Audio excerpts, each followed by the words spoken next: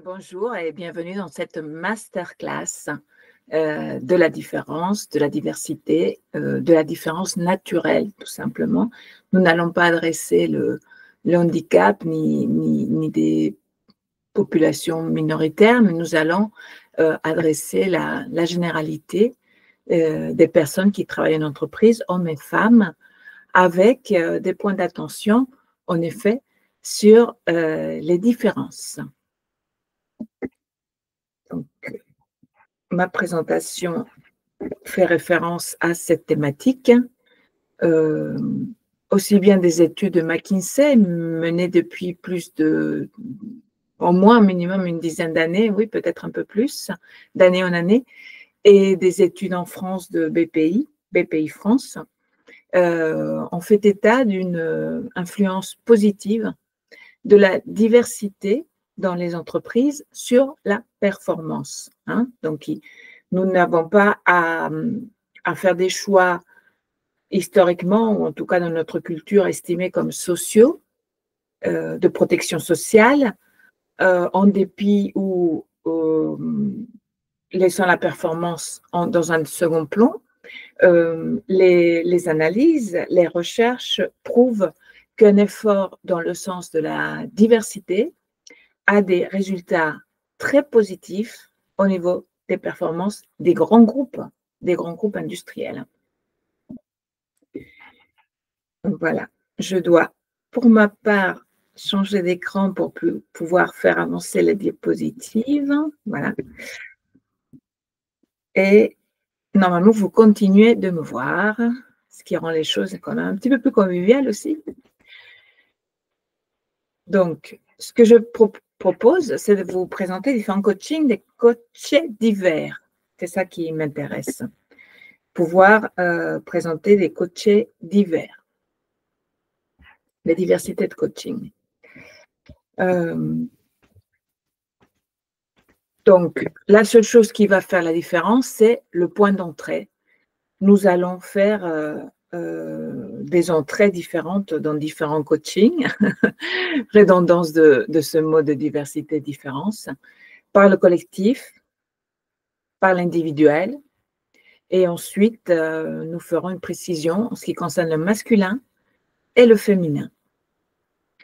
Donc, nous démarrons avec le collectif, en binôme d'intervenants si possible, puisque une personne seule face à un collectif se retrouve en position de supériorité. Bon, c'est assimilé à une position hiérarchique, une position de direction.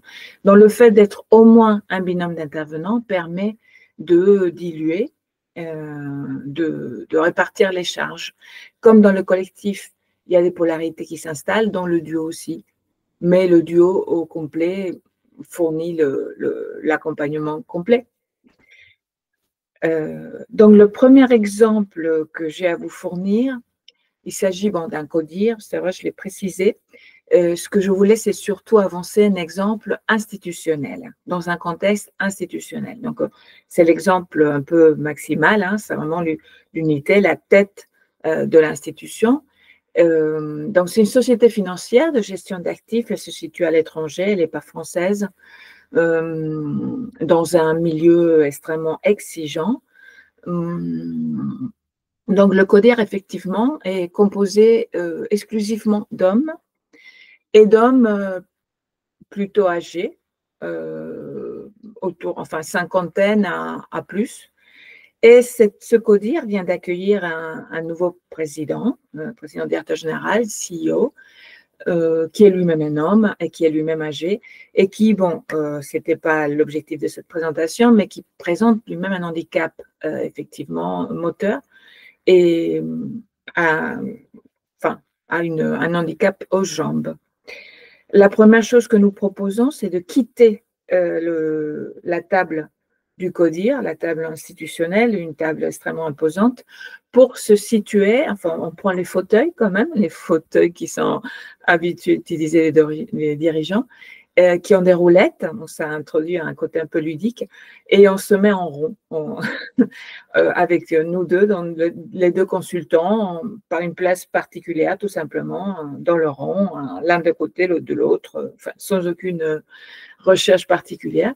Donc, notre intervention fait suite à une mission de McKinsey qui a été commanditée par les actionnaires qui ont mis en place le nouveau CEO et qui demande de faire émerger l'innovation. C'est-à-dire, là, on est dans une société, dans un grand groupe,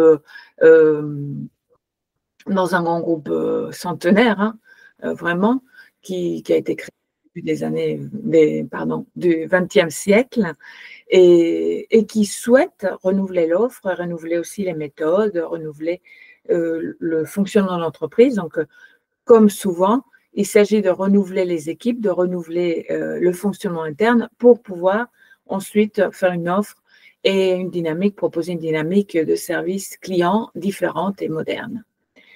Voilà. Donc, l'objectif de cette intervention auprès du CODIR, qui va se produire sur deux journées qui ne sont pas successives, avec une interséance. L'objectif, c'est de faire émerger l'innovation, c'est-à-dire, enfin, de conscientiser les membres du CODIR, de les impliquer dans cette nouvelle mission. Alors, ce qui est particulier, c'est qu'on a déjà mis en place donc, ces 12 membres du CODIR, mais on a aussi, au sein de l'entreprise, un appel au volontariat, un appel au projet.